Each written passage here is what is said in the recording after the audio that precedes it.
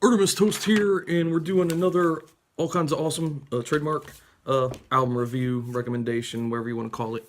Um, you know, tonight's upload is really unique, and I'll get to that. At least I think it's very unique. You know, uh, that could be open to opinion or what have you. But once again, I'll get to that.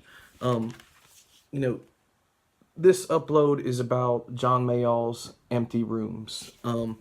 This is the second release after I guess the breakup of the Blues Breakers. Obviously, if you're a fan of music, John Mayall's all around great musician, harmonica, keys, mouth harp, you know, obviously guitar, piano, Moog synthesizer.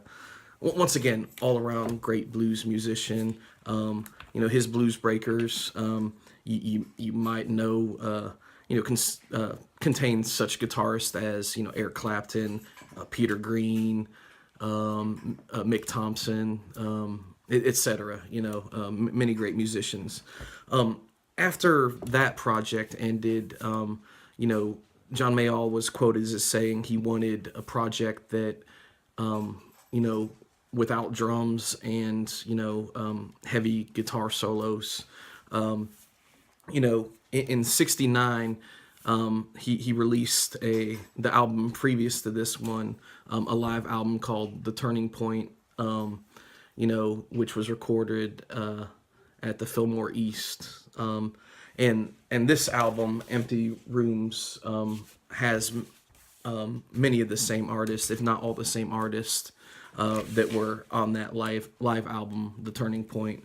Of course, John Mayall, Johnny Almond on saxophone and flutes, John Mark, 12-string guitars and finger picking guitar, Steve Thompson on bass, and also Larry Taylor of Canned Heat fame.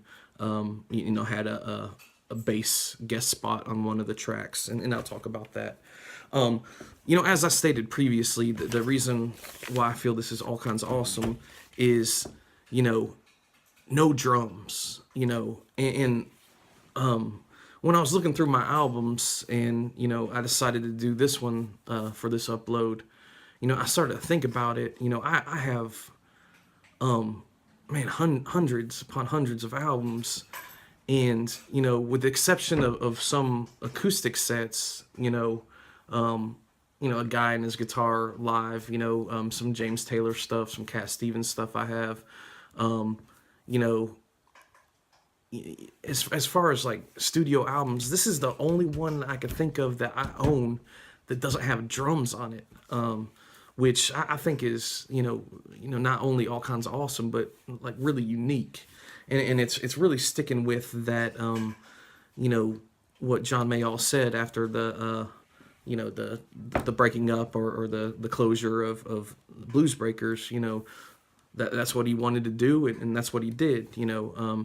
Once again, Turning Point was a live album, but this was a studio album using those aforementioned musicians, many of who, I think with the only exception being Larry Taylor, were a part of the Turning Point live album. This album was kind of I guess, an ode to his girlfriend at the time, a photographer named Nancy Throckmorton. And you could it really comes across in the songs, especially, some of the tracks such as Don't Pick a Flower, Living in My Bed, To a Princess. I mean, you definitely catch the romantic theme throughout it. You know, I listened to the album again today a couple times, trying to, find some sort of percussion in it. It's stated to have no drums, but, I was kind of listening for something, and the only thing I could really come up with, I made some notes here. Let me find it. Thinking of My Woman, I'm fairly certain I heard some faint hand clapping in it, probably to keep time.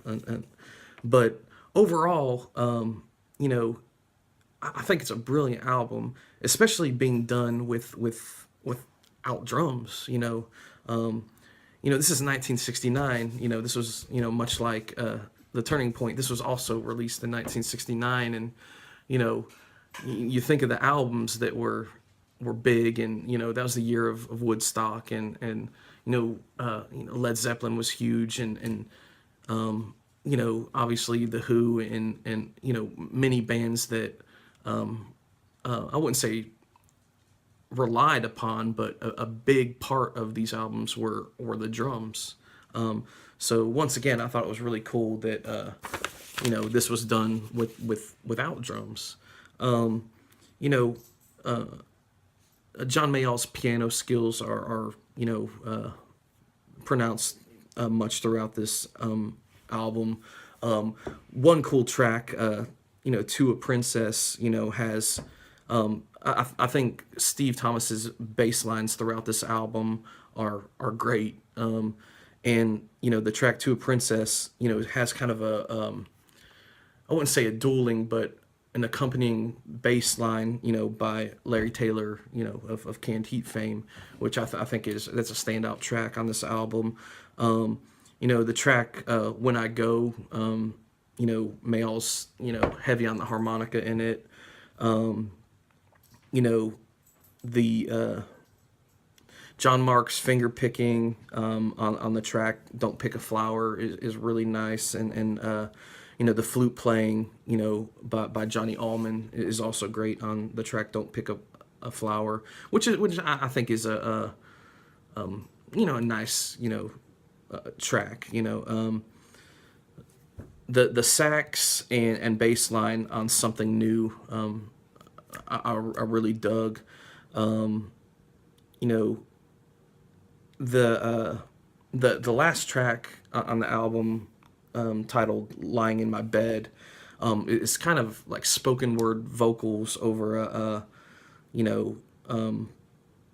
a bass line, and I do believe, I know Moog was used on this album, and I'm pretty certain on that track I hear some of the Moog synthesizer on it.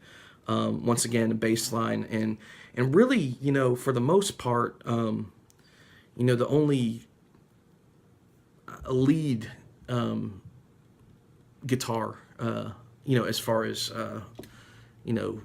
I guess lead solo kind of accompanying the spoken word. But highly recommend this album. Actually, the cool thing is the record itself is in great shape. The cover's not so much. I got it for a dollar. You see that? Got it for $1 at some swap meet or garage sale or flea market, a number of years ago. So I was going through some of my stuff and decided to visit it again.